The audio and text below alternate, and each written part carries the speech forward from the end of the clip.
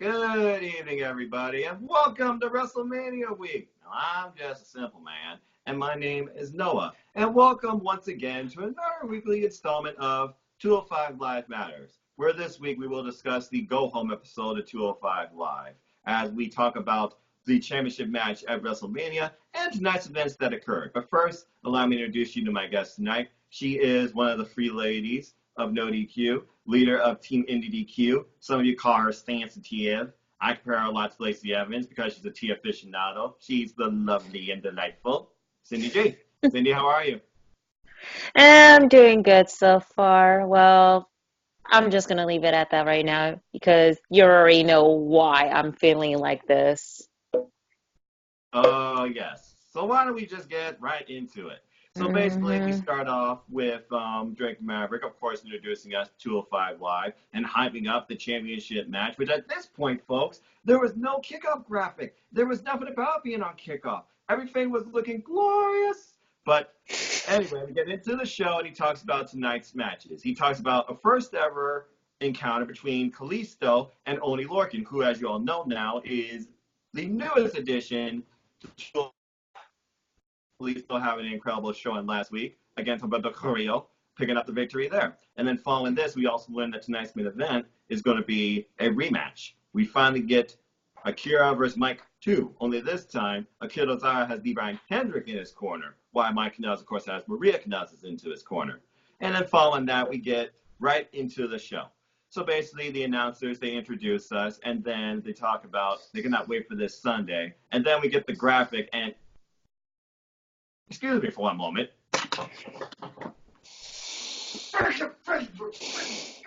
You're telling me you can't put this on the kickoff? Freaking idiots, you stupid computer, you freaking your women's tag. What? Ugh. And that's why I'm drinking soda to break my diet instead of my usual tea, and plus to be less decaffeinated for the suppress. For the sake and the kindness and consideration of my family, I will not go into full rage mode tonight.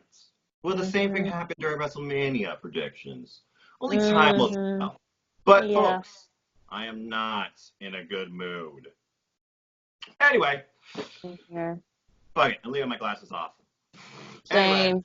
so we get right into the match. So following this, we get the Lucha House Party. They introduce us into, of course, 205 Live, and they tell us that it's Lucha time. And they also talk about, of course, their inclusion in WrestleMania in the Andre the Giant Memorial Battle Royal. Again, Of another course. pointless match. Why the fuck does this exist? Anyway, hmm I digress. So basically, we go straight into it with Only Lorcan. He's coming out here just full vinegar, full anger. As soon as the bell rings, no hesitation. You know what? Fuck it. This is WrestleMania. Cindy, you watched 205 Live literally with me in spirit during, the No DQ Live chat. Do you have any thoughts, takeaways, or moments from this match before I go into it? Well, I feel this is a really good match, especially like I was kind of like trying to get out of the no DQ live chat, but I got a lot of people are like saying, "Hey, Cindy," and then of course I have to like talk about why am I the controversial member of NoDQ.com, which I already explained to it before. And while I was watching 205 Live and then the No DQ live stream, which I'm kind of like trying to multitask, trying to stay with that. There's this very interesting spot where like when Lisa was about to do his top rope signature maneuver, I forget what's it called again because I was like distracted. Then you saw Ortiz have both knees up. I was like, whoa, that's crazy. And that's when I missed the question from the No DQ live stream that Caitlin was pointing out. But whatever. Anyway, it is a really good match. But I know it seems like somewhat predictable because Orton Lorcan is officially a heel. Of course, like after you guys saw what happened on the last week's episode of 205 Live, where he actually cost Cedric the match, which I think is 2 weeks ago, Over but a whatever. jacket. Not like this, but a Yes. jacket nonetheless. Exactly. And Explain, then his folks. cryptid tweet where he's keep apologizing and apologizing to Cedric, and then another cryptic tweet. I was like, yeah, he is a full blown heel. So it is a pretty good opening of the match, even though I wasn't happy about what they've been announced for Mania after all. But I see they're going everywhere to what they're gonna do with Orny Lorcan. I'm glad he's now in 205 Live. I don't know if he's gonna be able to stay in NXT per se, for the fact that they're building him up as being like one of the top heel in the cruiserweight division. So I'm very happy that Orny Lorcan is getting his shine what he needed to do. And I'm looking forward how they're gonna do with him in like the next episode or two or more. And as for the Lucha House Party, I mean, I know they did their usual promo. I mean, they're happy about it. I know they're in the Andre the Giant Memorial Battle Royal, which we all know that they're gonna lose, whatever. But continue on what they gotta do, even though they're like doing Raw, because the tag team division is very lacking. But mostly the 205 Live is the home they needed. But I digress. Yeah, very, very good points. Very good points. Yeah, and I imagine Oni must use like every character in that tweet, but he said like, I'm sorry, Cedric, sorry, Cedric, sorry, Cedric, sorry, Cedric, sorry, Cedric, sorry, Cedric. Good grief, I sounded like I was freestyle rapping or something. Jesus. But that's what Red like. That's literally what he wrote. Go look at his Twitter, folks. And yeah, it was over the weekend. Great. I'm gonna probably turn into a meme before I know it because of that. At least no friggin' Spice Girls reference. Anyway. That's a whole nother thing. I'm not What? Give me what I want or I really, really want. Just like the WrestleMania announcement, but we'll get into that. Yeah, I wanna. Okay. Zigzag guy. And we're off the rails. All right. Okay. See, I made you smile, Noah. I fall out of focus. Okay, yeah. All right. So yeah, going into this match, I mean, bell rang. What happens immediately? He friggin' Kalisto eats a friggin' uppercut, and Oni Lorcan, he is the most unorthodox guy now on 205 Live. Nobody knows head or tails how to make out of him, whether it's his ring style or his character. This match was nothing but freaking chops and uppercuts and just power moves by Oni. And Kalisto couldn't make high nor tails of it. By the way, I'm kind of getting tired of the noisemakers and Penelope. Just saying. Hey, Penelope has more characteristic than Francesca. Ouch. All right. Well, who you, New Day? All right. I'll leave that to the fans of Up, Up, Down, Down to come after you for that. So basically, going into this match, moving a little forward, so like feeling out process. Neither man really gained advantage. Only keeping Kalisto guessing. Kalisto, though, he's basically evading. But we get our first attempt at Oni's finisher, the half and half. That gets countered, and then Kalisto eats a chop.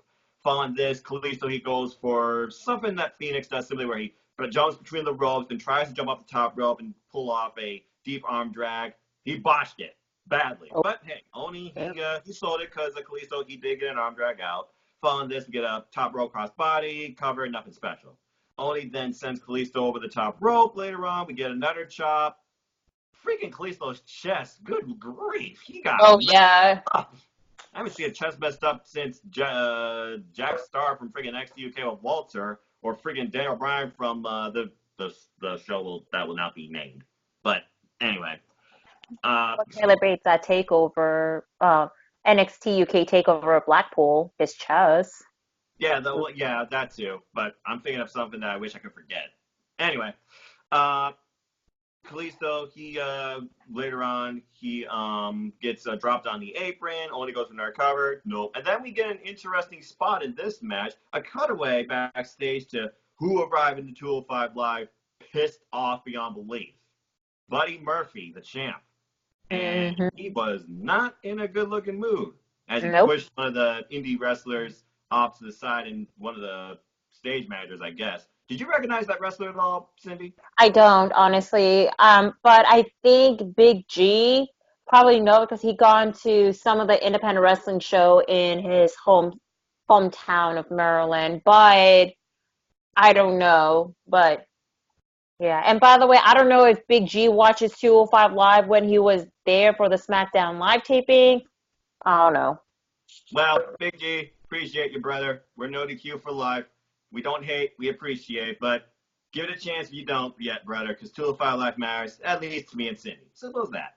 Exactly. Anyway, going on back into the match because basically this was happening while there was a wrestle spot, which doesn't happen that often, nor for a long period of time. But you go back into the match and we get basically a Northern lariat to the back of Kalisto's head, drop that boy, cover, and then once again he resorts to the chop. They start talking about how Kalisto's chest is red and scarred and it welts were forming, and they seriously were. Oofa. Mm-hmm. Then we finally get a half and half completed, but Kalisto, he lands on his feet.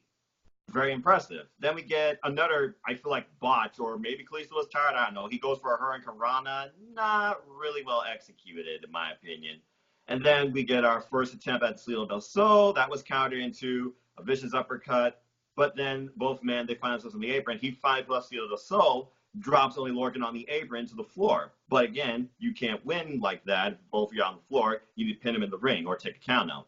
Kalisto, very slow to capitalize. He goes for the pinfall victory. Nope, near fall.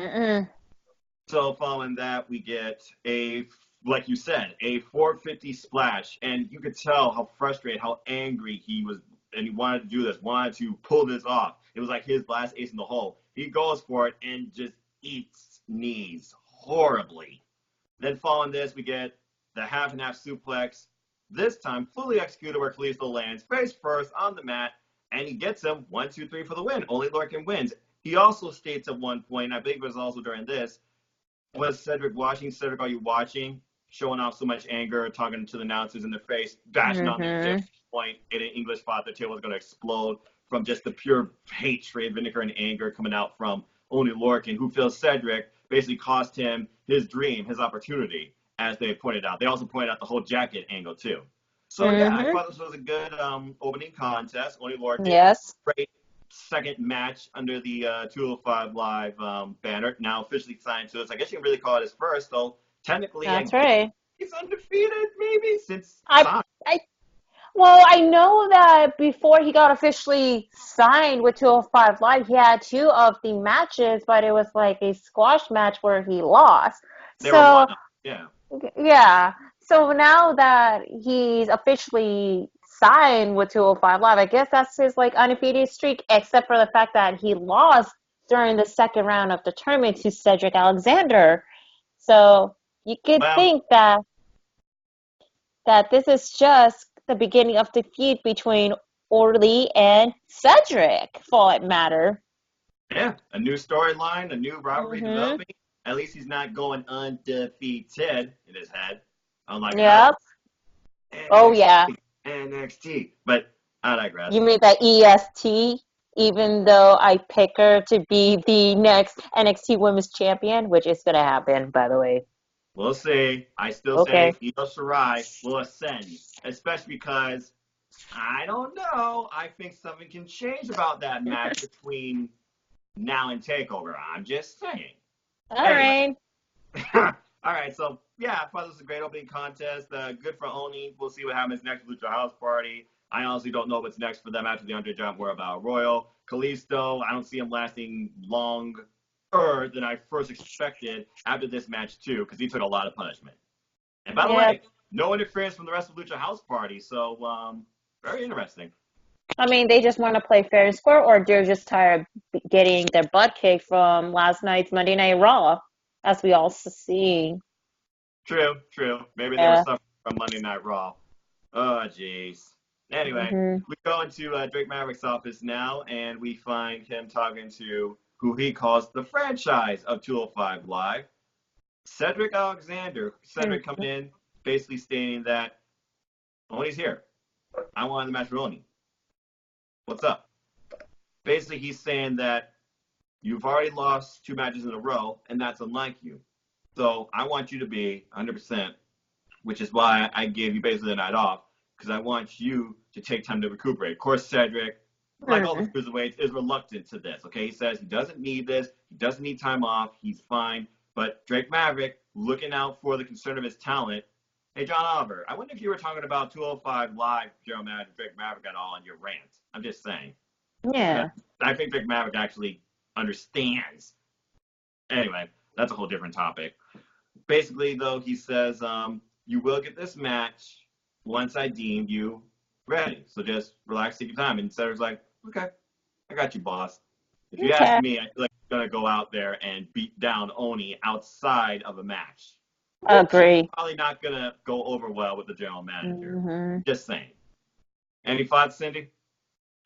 Well, there goes Cedric Alexander being considered as part of the Andre the Giant Memorial Battle Royal because, like I said, they're probably going to do something with Cedric and the whole Orly Lorcan feud in the beginning. But overall, it's a pretty decent promo for Cedric and Drake Maverick. And it would make more sense because, like, since this is the go home episode of 205 Live before Mania, so I think that's kind of like a relief for Cedric to just to take a break because keep in mind, last year he had a match against, well, Ali. God, he's Mustafa. still Mustafa Ali, okay?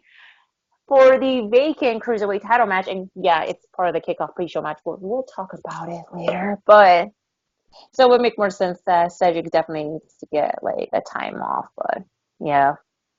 Yeah. Cedric is definitely one of those guys that puts in more, I think, than some of the other cruiserweights on Tool for Life. No disrespect to none of them, but Cedric's been there since day Mm-hmm. one. He truly feels like he owns this brand. He loves this brand. He is the brand, and he just wants to always wrestle. So kudos to him. Mm-hmm. Folks, you need a friggin' off season, even if it's 1 week.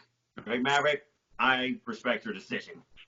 All right. Okay. Speaking of the cruiserweight title match, following this, we go straight backstage into another backstage area where we find Tony Nese being interviewed about this Sunday's cruiserweight championship match. He basically is asked about, are you feeling any pressure? Tony Nese responds that, no, I'm not feeling no pressure. If anyone's feeling pressure, all the pressure is on Buddy because Buddy knows what I'm capable of. That's why he was hiding out in Orlando, Florida. And next thing you know, as he was trying to continue, what happens? Buddy comes up from behind. What is it with this week and go home WrestleMania angles? Chaos being the freaking word of the week. We've had chaos from Raw. We've had chaos from SmackDown Mm-hmm. Live. Now we got chaos in 205 Live. Oh yeah. And yet Well, somehow Raw. that's like three of the best build angles we got all week for WrestleMania. Mm-hmm. Go figure. Attitude era rules. Go figure. Exactly. Yeah, they beat each other up through all this backstage area, and eventually they make it out into the arena area where you find security. Who the fuck hires security? Well, I don't know. Yeah, not enough apparently, or strong enough. Security tries to restrain Buddy Murphy and Tony Nese, only for Buddy Murphy to try and jumping knee strike Tony Nese to take out a security guard. That guard went down like a light after that. And then Tony Nese capitalizes, throws Buddy Murphy into the LED board. Buddy Murphy down. Tony Nese sees this, points up towards the WrestleMania sign, and then full throttle takes him out with a running knee strike. Champ laid out. Tony Nese walks away. So very interesting final build angle, I feel, to the Cruiserweight title match, seeing how both men despise each other. Both men feel that high about themselves and believe that they can win, and both men are taking this WrestleMania match extremely seriously. Cindy, any other thoughts from you? Well, it is a pretty much your typical brawl for like the go home episode before Mania. Like I said, it's just, let's say that once they announce where they're going to be placed for Mania, I just kind of lost interest whatsoever. But like I said, I'm going to get into that later on when we're going to talk about during the simple stance. So Yeah. it is a good build up for it. And to seeing Tony and Buddy trying to brawl out just for that coveted title, it just shows the proof that you're just here for just the title, despite that whether they're a babyface or a heel, even though I'm assuming Tony is still a heel. Well, it matters, but I guess that it's just kind of convoluting to this whole feud for it. But so far it's all right. But like I said, the brawl from Monday Night Raw was better because of the cops theme. I think that was the best brawl of the week, and nothing's going to top that. That was Of one of the course. best brawl segments I've seen in a long time. However, when you mentioned about Buddy did the knee strike to Tony, that's kind of like mimicking Charlotte did the knee strike to Ronda at the police car. Yeah, that's true. Yeah. So kind of like a little bit of like the rehash from Monday Night Raw. Yeah. Hey, Luke Owen. Control C, Control V. Oh! Uh-huh. Yeah, I watch the competition sometimes because, keep your friends close and your enemies closer. I'm just kidding, wrestling, hmm but nonetheless. Yeah. No uh, DQ for life, y'all. damn right. Anyway, yeah, so again, I'm looking for this match. I still feel like it's going to be one of the better matches, but again, it does not belong, again, for my family, because I will respect the fact that my numbness little brother needs to work and my mom's trying to sleep, because if this was any different time of day, there would be loudness and there would be something broken. It does not belong on the kickoff show. That's all It's I not have to belong to say for the now. fucking kickoff show, y'all. Simple as that. Yeah. Okay, so following For this, you. we go right into our main event. One of your favorites, Mike Kanellis with Maria Yeah. Kanellis versus Akira Tozawa with this time a guy in his corner, his mentor, I guess they call him, the Brian Kendrick. Cindy, do you have any thoughts about this match before I talk about it? It was a pretty good main event match. I thought it would be a little bit better, but both of these competitors, they knock it out of the park, especially for Mike Kanellis. Still with his like frustrating opportunist gimmick, but overall pretty decent.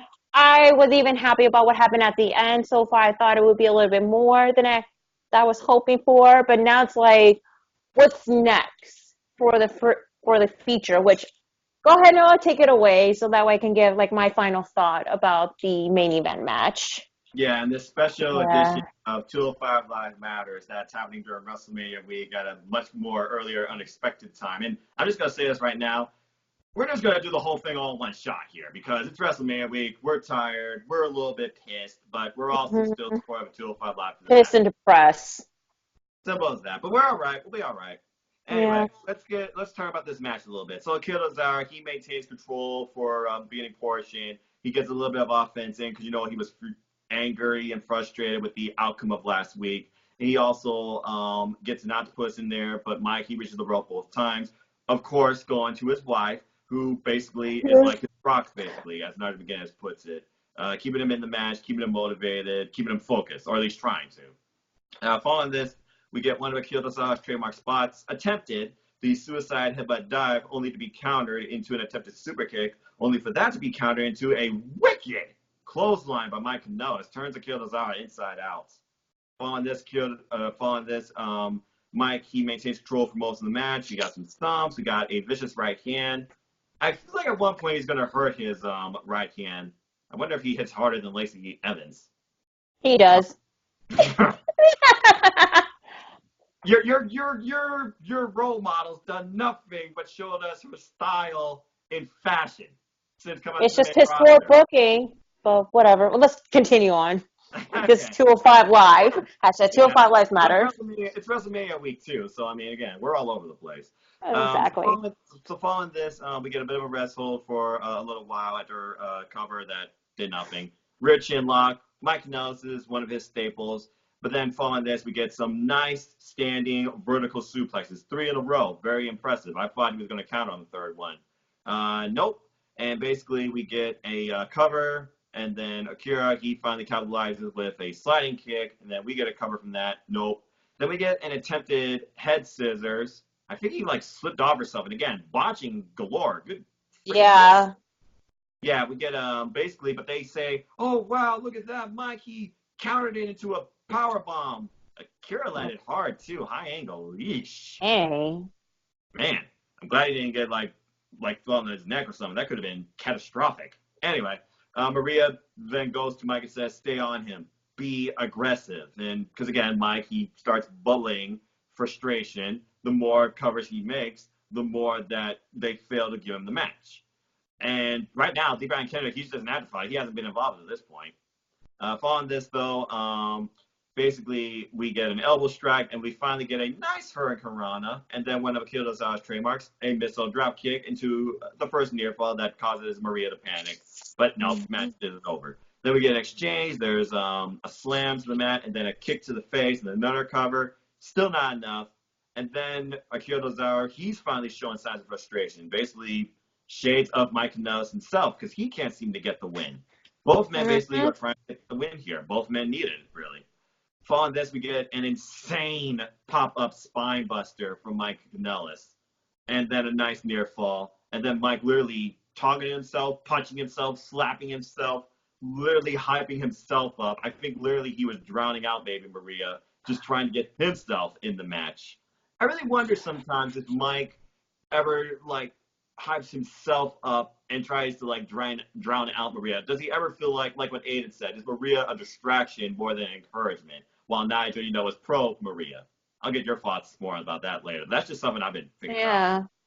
So following that, we get an insane exchange. There was kicks and kicks and kicks, and then there was a slide through, and then Akira Tozawa, he locks on the Iron Octopus, literally drops Mike Kanellis to the mat, but Mike, he finds his way to the ropes, and basically doesn't really get a rope break. He sends himself and Akira Tozawa over the top rope. Both men land awkwardly to the floor.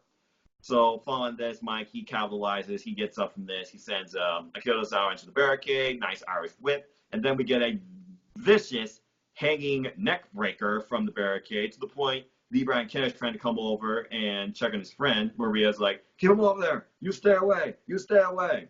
And basically from there, we get a cheap shot to Lee Brian Ken. Really the first time he got technically involved in the match as far as the storytelling goes, because Mike drops him. And then, of course, Ian's like, what is that for? Are you kidding me? And I was like, hey, you got involved in the match. Great, Nigel. Great chemistry between those two. Anyway, following this, we get a nice open palm strike, and then we get an attempted superplex from the corner by Akira Tozawa. But again, Mike Kanellis' legs, being the ring veteran he is of 16 years, folks, in case you already don't know, he has his legs inside, so you really can't pull off the attempted superplex spot. So what does Akira Tozawa do? He counters Mike Kanellis' strength after Mike almost puts him up into a torture rack position, into a nice top rope hurricanrana, the best one in the match, and gets a nice near fall from it. But nope. And then following this, we just get both men exhausted, frustrated, just laying into each other. There's open palm strikes. There's the freaking kicks galore. There's one of my favorite things of Akira Tozawa, that fake out jab that drops Mike for a moment, but then we get a big boot exchange between both men, a super kick from Mike Kanellis, and then a basic kick from Akira Tozawa, both men down, the audience loving it. So following this, we get Akira Tozawa basically relying on his inner Bushido, his fighting spirit. He pulls off his snap German suplex, and then another open palm strike, and then basically Mike, though, he finds a way to capitalize, and he rolls up Akira Tozawa, but he his way with the power of love by holding on to his wife's hands in between the ropes, obstructed by the rest of you. Who comes into play, though? The Brian Kendrick, who I think was either trying to break it up or actually telling the ref, look at what's happening. Whatever the case, it was enough because Akira Tozawa, after the ref got the Brian Kendrick out of there, Akira Tozawa with the quick roll-up gets Mike. 1, 2, 3. Both men are tied. 1-1. So, Cindy, what are your thoughts on the outcome of this match, and what do you see happening next? Well, okay, so picking back to what the question you asked me about Maria Kanellis as being a distractor to Mike Kanellis, or as a motivation. Honestly, it's not a distraction because with Maria by ringside, that's like one of Mike Kanellis' biggest motivation. That's for his gimmick is the opportunity. He just wanted to give the opportunity, not for himself, but also for his wife and their daughter together. So he just wanted to prove like why he is overcoming with like any obstacle in his life. And like I mentioned it in the past, like throughout different social media, he's trying to become more of a motivational speaker because of like his past prescription med addiction. So that's what he is trying to rebuild for his character, and then having Maria and on his side just to be like his motivational while she's being the aid for like during his outcome of the match. But with that being said, like afterwards, I feel the finisher was kind of like sloppy to say. I thought it would be a little bit more than like, a surprise ending to it. But like Tozawa doing a roll up to Mike Kanellis, I feel it's kind of like an overkill. And now what's going to happen? I just hope this is going to be the end of like this short living feud between Akira and Mike Kanellis. And for that, we're not sure what's going to be happening next with Mike and Maria Kanellis. I mean, Mike is pretty frustrated. Maria's trying to comfort him. Mike is not happy about it, but it's just question of uncertainty as well. And plus, what's next for Akira and Brian Kendricks, especially after Mania? Yeah, there's a lot of uncertainty between all four of these people here, and obviously I don't see this devolving into a tag team match because they're not going to do Mike and Maria versus Akira and Brian Kendrick. And I don't know if they're going to guy to be in Mike Kanellis' corner, for example. Maybe that'd be like a future plan pulled off by Maria Kanellis, who's always calculated, always trying to think ahead. And yeah, I'm surprised that they didn't have like Mike at one point go for his twisting DDT, impact DDT finisher, and Akira trying to counter that. Yeah. That didn't play at all in this match. So I feel like this was more just the frustration about both men's overall direction on 205 Live, but also their support systems now are coming into play for this story as well. So as far as what happens next, I'm going to guess, I don't know, 2 out of 3 falls? Who knows? They haven't done that for a while. I mean, yeah, true. That's a possibility. Yeah. But yeah. And then following this, the show wasn't quite over as they did a closer look at the Cruiserweight Championship match. Oh, boy. Yeah. What were your thoughts overall on this video package? It's a good video package. Like I say, it's a shame that where they're being placed in a kickoff pre-show, it's like it's freaking BS, but I'm just going to save the best for last, and we're going to talk about the simple stance, which I think is probably what we're going to talk about is our prediction. So that way we can save some time when you're doing the video with Stefan and Jerry, and I'm going to be doing the video with the ladies at NoDQ.com and Big G as well. Yeah, everything's changed up this week, folks. It's a totally different schedule. We got different groups together because this is going to be the most wrestling-heavy week of the year, so everything's out of whack. Yep. So with that, let's go ahead and grade the show real quick. I don't know. I got mixed feelings. First off, I'm annoyed about the whole fucking kickoff announcement. Yeah. But I digress. I also thought there was a lot of messy wrestling, actually, between both matches. Akira Tozawa, he had a couple of miscellaneous spots, and Kalisto, he had a couple of subs as well. I didn't think the finish really delivered to me on the main event. I feel like the only one that really gave me a full-fledged, well-put-over performance was only Lorcan. This show, I'm sorry, I got to go a little lower than normal. This show was a 3 out of 5 for me. Cindy, what about you?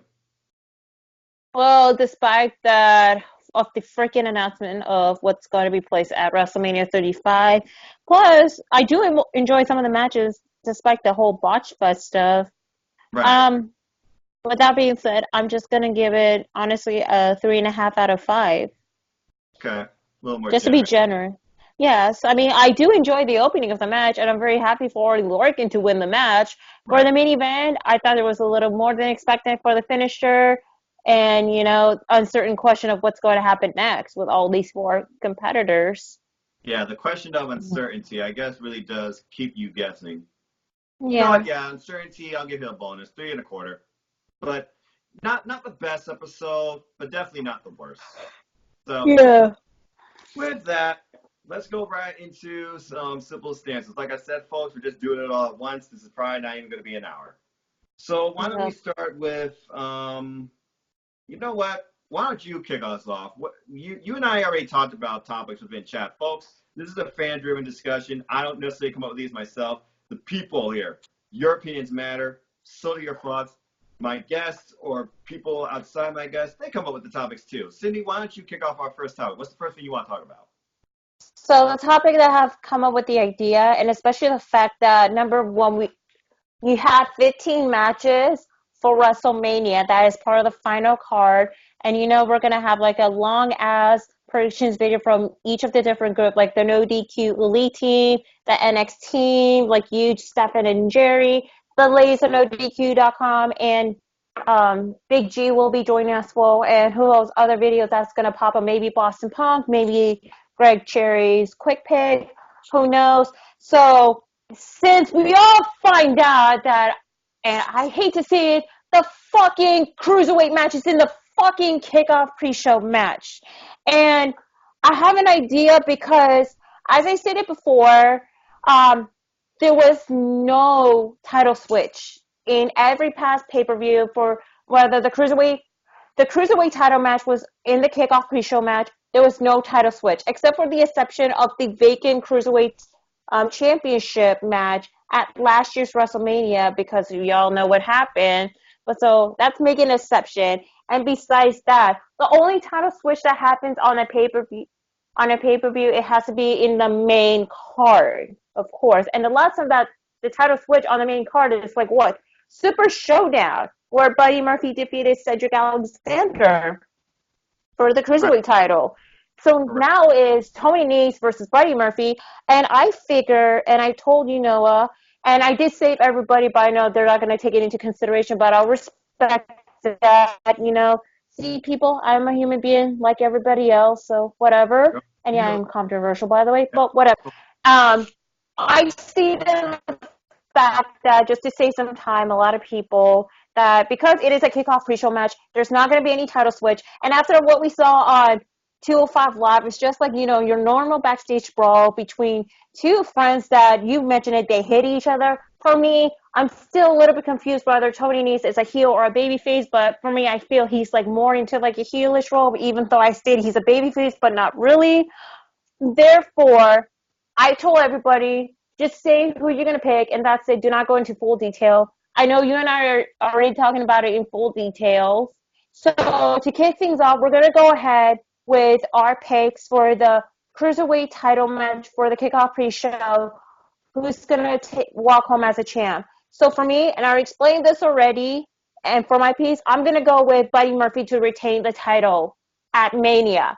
And what's going to be next for Buddy Murphy, because we may going to get more possible call-ups from NXT to 205 Live, like so many opportunity, and plus we're going to discuss more and more person that there's a rumor that he might go to 205 Live or not, which we're going to get into that so we can discuss our piece as well.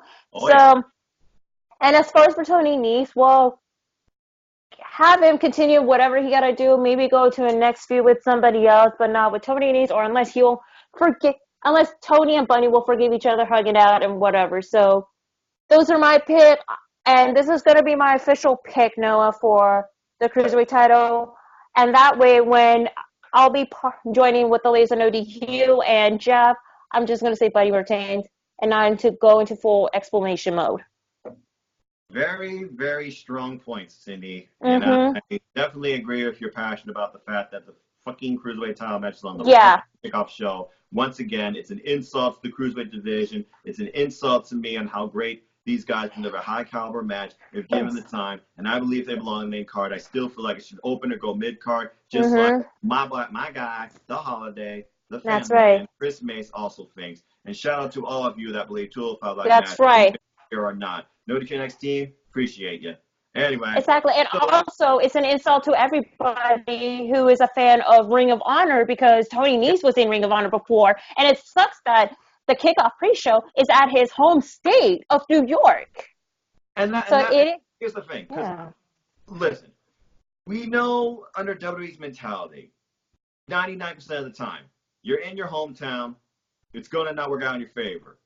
99% of the time, you're a cruiserweight on the kickoff, nothing's going to change. 99% of the time, you're a participant in the kickoff, nothing's going to change. Well, 95, unless you're Shinsuke Nakamura or Rusev. Oh, sure. I had to go back to Royal Rumble. So I can't believe Jerry got that right. Jerry, damn you. Damn you. At least I got it right for the Usos versus McMiz at freaking Chambers. At least that was on the freaking main card. Okay. Anyway. Your pick.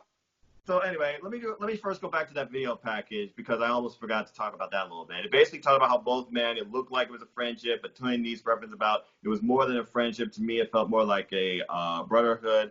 But basically, Tony Nese, he feels that Buddy Murphy is overconfident, and overconfidence is his flaw. But he thinks Tony Nese, he's a great cruiserweight, great blueprint for a cruiserweight, but I'm beyond that. I'm a hybrid athlete. He can't stop the unstoppable. And to me, Tony Nese, I'm just going to prove once again why you were always my bag boy. And Tony Nese just says he wants to win even more. Basically, that's some of the video package, and then we got the end of the show. But going back to this, and going back to all those analytics I said, I am on point for this because to me, it's not just about points. It's about 205 Live matters. Cindy, Exactly. it's in his hometown. I know it's on Mm-hmm. kickoff. I have to imagine there's more competition on the roster right now for Tony Nese versus Buddy Murphy, who's already wiped out every face I can think of, despite the fact there might be a potential huge face call up. I'm going against the grind, and I'm officially stating right here, right now, committed. Tony Nese becomes the new Oh, Cruiserweight shit. champion. Simple as that. And here's why.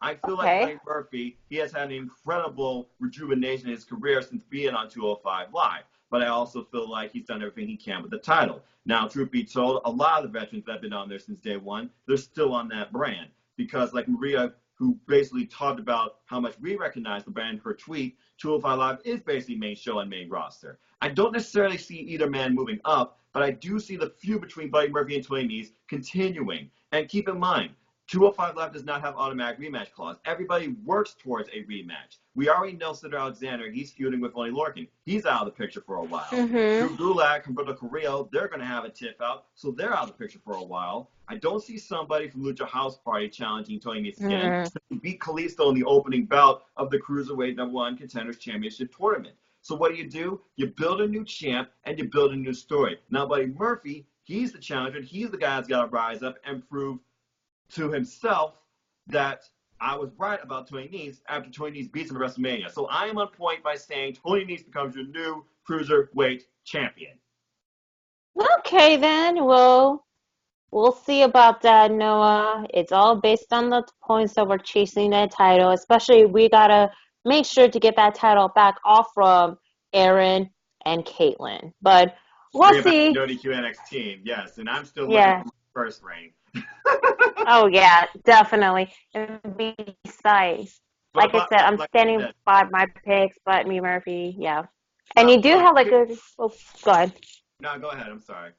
And you do have a good point about it too, but I just don't see that it's gonna happen, let alone it's on the kickoff pre-show match. I mean, it would make sense if Tony would be the new cruiserweight champ, because that's gonna break the whole stereotype about, the cruiserweight matches will be on a kickoff pre-show match, therefore they never get a title switch. But for me, I'm just gonna go based on like the promos, how people are watching 205 Live, and past history of being in the kickoff pre-show match. I just don't see there's not gonna be any title switch.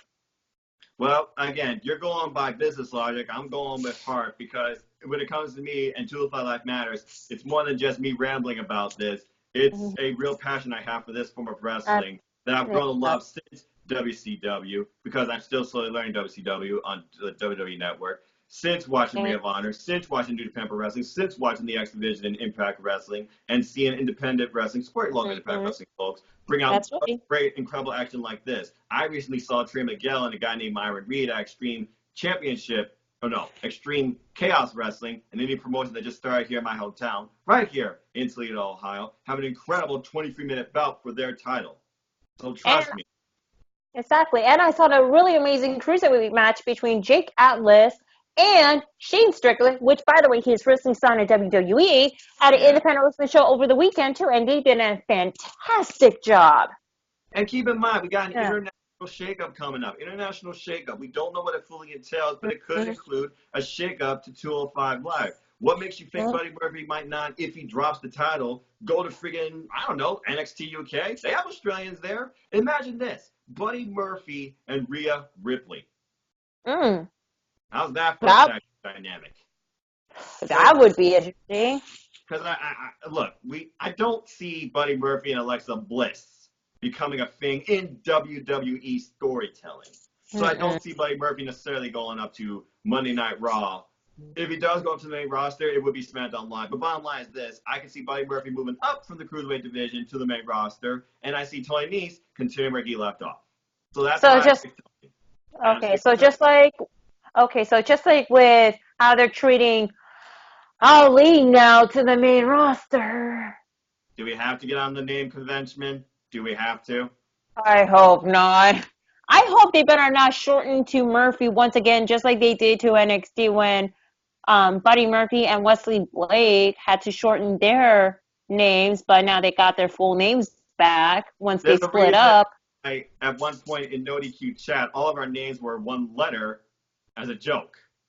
Thanks, My name's just one TJS. word, just my first name. And my name is just one letter. I was like, yeah, it's BS. No, you're Cindy. You're Cindy. Yeah, CND. That's where I have to change all my social media accounts. Well, just I changed Twitter mine and to Instagram I people. changed all mine to Noah, so it is what it is. Okay. Anyway. So speaking of roster shakeup, great opening topic. Let's move on into, because again, I feel like we're just going to be shorter here because WrestleMania week and we are spent, ladies and gentlemen.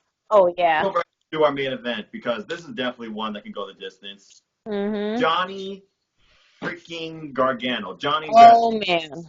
So a report came out allegedly that Johnny Gargano might be moved to 205 Live. The original plans for him was for him and Ciampa to work up on the main roster. But ever since Vince, allegedly, worked Ciampa while he was injured, and Ciampa is out indefinitely, and it looks like what happened to him could indefinitely shorten his career. Shades of Sheamus, shades of Edge, who's officially retired. We have no idea where the future leads for DIY, because I'm sure that was the plan on the main roster. So what do you do now? You got Johnny Gargano and Adam Cole going for the vacant NXT Championship in 2003 Falls.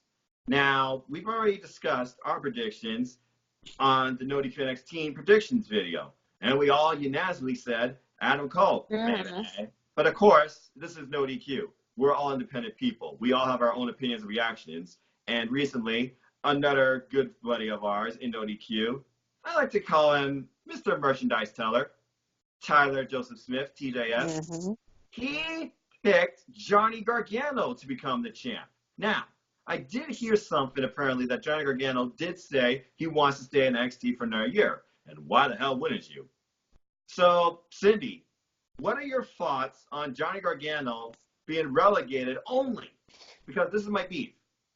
And I'll talk about my stance on that after I get your thoughts. But what are your thoughts on Johnny Gargano as far as relation to 205 Live? I feel that it's probably going to be a big mistake if Johnny Gargano is going to 205 Live. I mean, with all due respect for everybody, I feel Johnny Gargano rather be a bigger star in the main roster than 205 Live, because even though I support the Cruiserweight, I love 205 Live and all that, but a lot of people doesn't tune into 205 Live, which I can definitely respect for it. I just think that it'll probably going to be kind of like a demotion, unless if they have a plan for having Johnny Gargano just to be, on Monday Night Raw, and then just, work on like 205 Live, just like what they did to Lucha House Party as of right now, but for the tag team division, or like, years ago, where, I hate to say it, How You Doing was in freaking Monday Night Raw and on 205 Live at the same time. And that was like right after, like at that time before like everything happens. And then some of the Cruiserweight maybe a little bit of appearance on the main roster too, like only on Monday Night Raw as part of the excursion. So if they're probably going to do like another excursion for like the Cruiserweight to be in the main roster and then still have 205 Live, I mean, I don't see why not. But with that being said,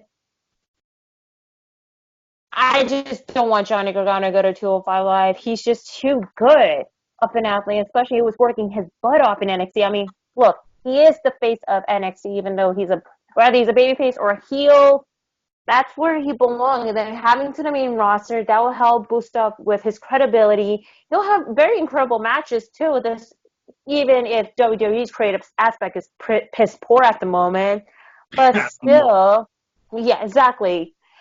But have Gargano go to the main roster and just make a name to himself. Everybody, like, even though he was in the main roster for a short period of time, there was a lot of crowd reaction for Johnny Gargano, even though he was teaming with Tommaso Ciampa at the time, right before Tommaso's injury. Like, that's all it matters is the crowd want to see Johnny wrestling succeed in the main roster, and that was like a testing point. I don't know what Vince is thinking, in business aspect, but whatever that happens, Johnny Gargano better get ready, because NXT TakeOver New York would be his, break his proof to everybody, including to the McMahon family, that why he deserves just to be permanently in the main roster, but not on 205 Live. But if he goes to 205 Live, I would, at first, I'll be very disappointed because I just want Johnny Gargano to succeed in the main roster, but then 205 Live.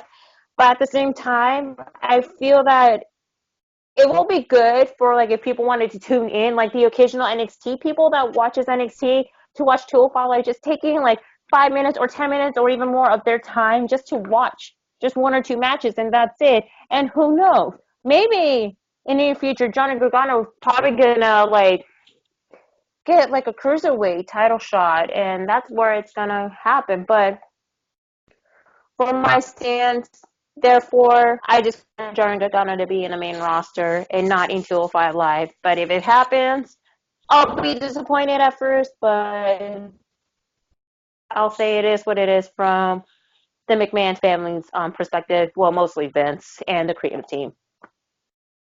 Yes. Okay. So here are my thoughts, and I agree with several points. But here's why I feel like it would be okay, and this is the only reason it would be.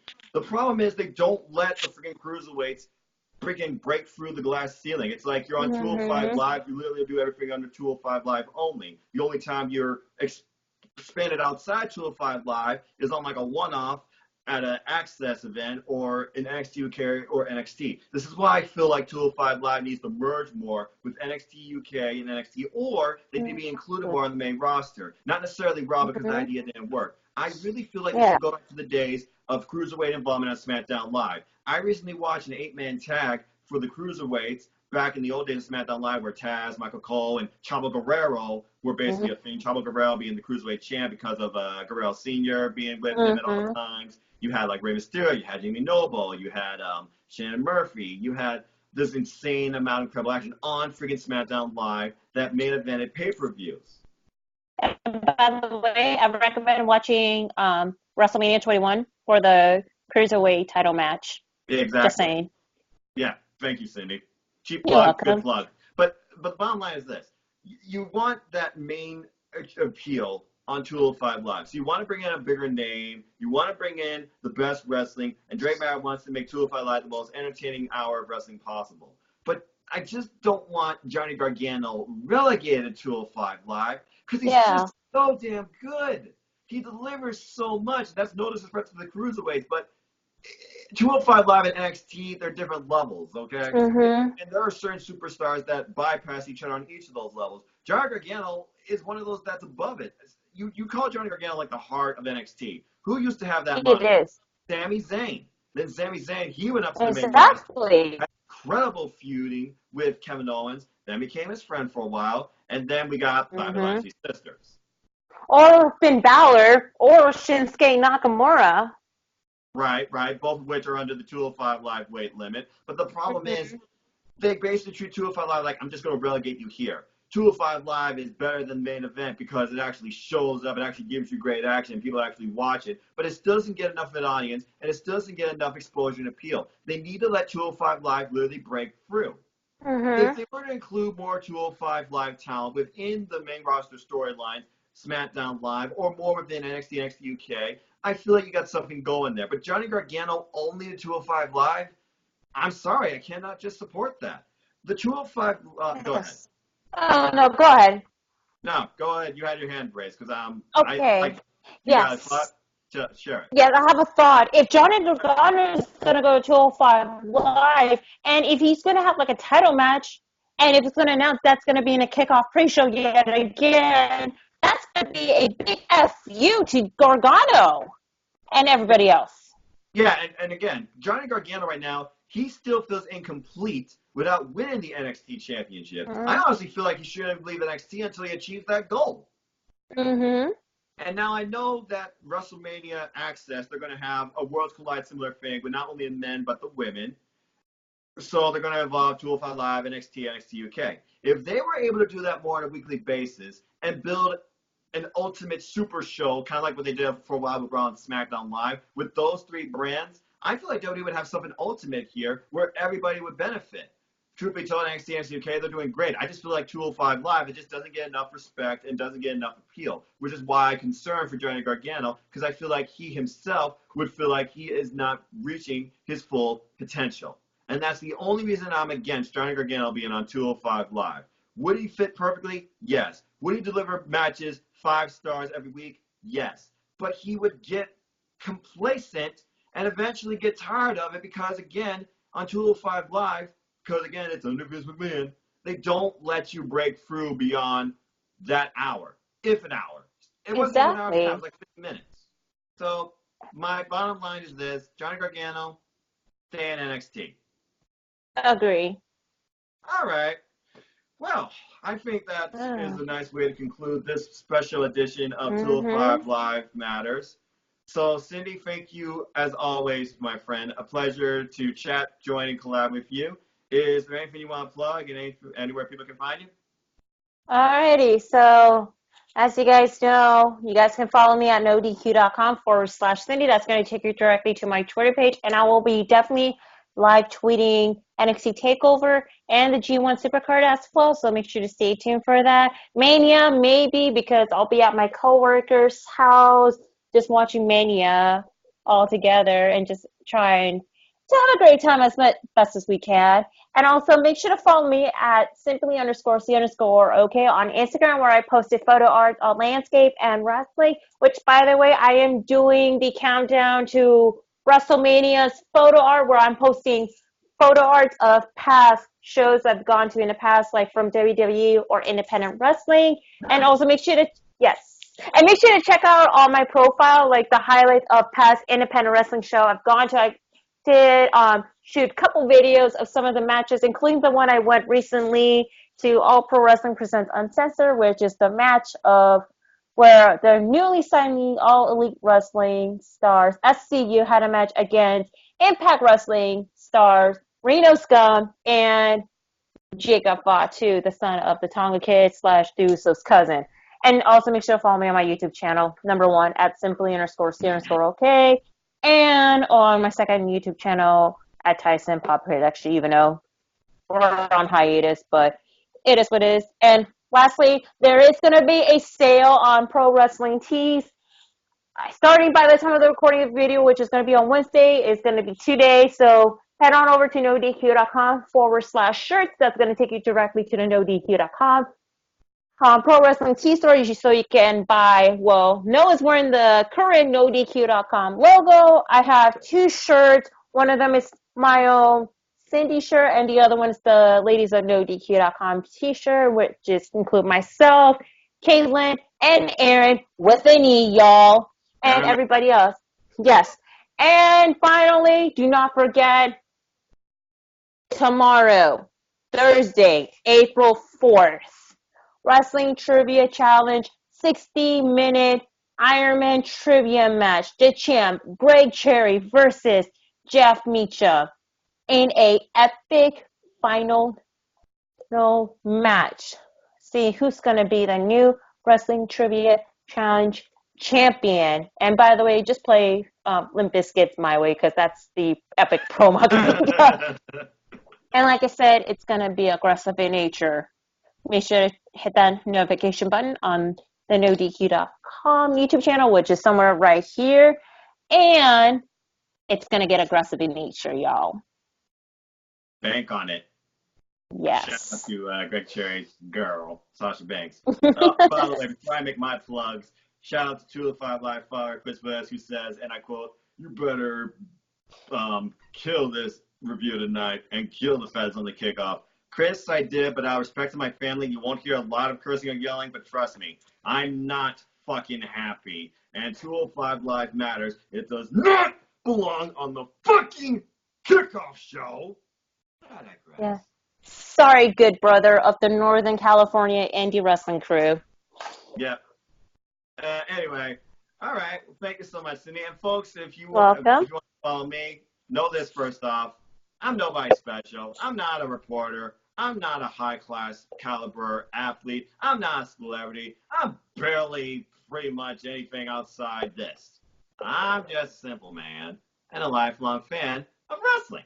So if you want to follow me, you can look me up, nodq.com/Noah. It takes you to my Twitter page, and I'll talk to you anything wrestling, WWE, AEW, New Japan Pro Wrestling, Ring of Honor, Impact, Indie Wrestling. Support local indie wrestling, folks, and any wrestling beyond that in between. I recently started watching some other promotions out in the British scene, like Resurgence, where I saw current Defiant Women's Champion Kanji in matches with Charlie Evans. Pretty good bouts. So, like I said, I'm always open to watching more wrestling and learning about wrestling. So just give me a look up.